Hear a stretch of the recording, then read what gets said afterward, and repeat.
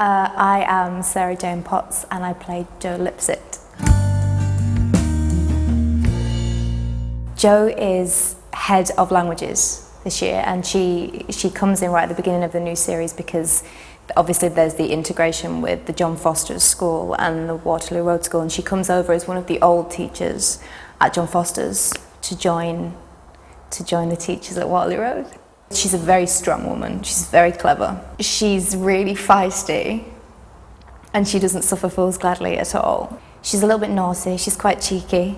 She's fun. I've had fun being her because she does get away with quite a lot. I like her sassiness. I like that she's a strong, independent woman because I think that's important.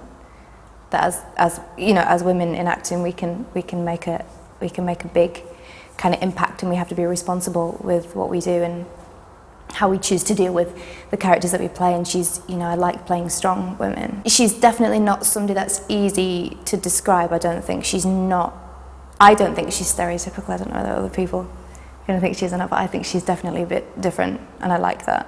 I don't really dislike anything about her, I don't think, except I dislike that she's obviously so good at languages and I'm not.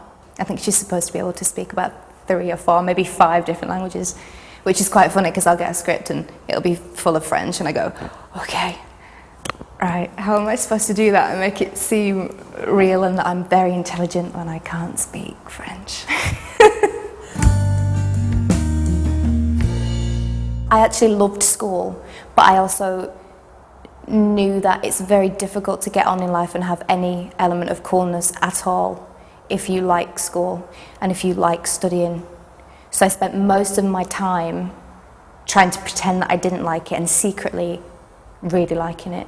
But I was lucky because I went to a school in Leeds that it was a normal high school, but it ran a performing arts course alongside. Angela went there too, Angela Griffin.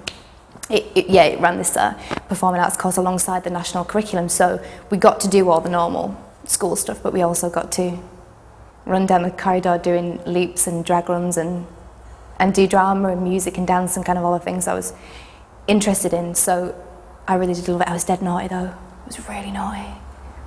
Just a really naughty northern kid. Maybe, yeah, because it was in the middle of an estate in Leeds, so there were a lot of kids that went there that were from quite what I'd consider deprived areas and deprived families.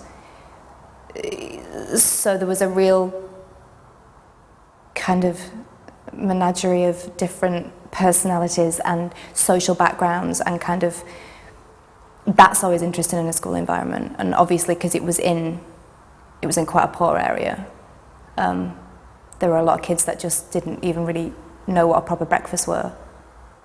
That was terrible English, what a proper breakfast were, what a proper breakfast was. That's right, isn't it?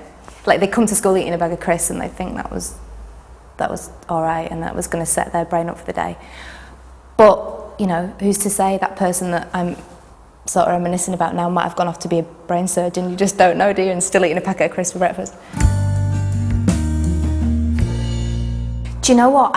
I had the most amazing English teacher, and I love English, and I've loved English ever since I can remember loving anything, and I kind of wanted to be her, but I don't know whether that's so much because she inspired me and she made me believe that I had a voice and what I had to say was valid, or whether I just loved English so much that I'd have liked to have been able to introduce kids to what I got out of English, which is this. I just think that my little boy at the moment, he's just on the cusp of learning to read, and it's the most amazing thing because I bet you can't remember learning to read, can you?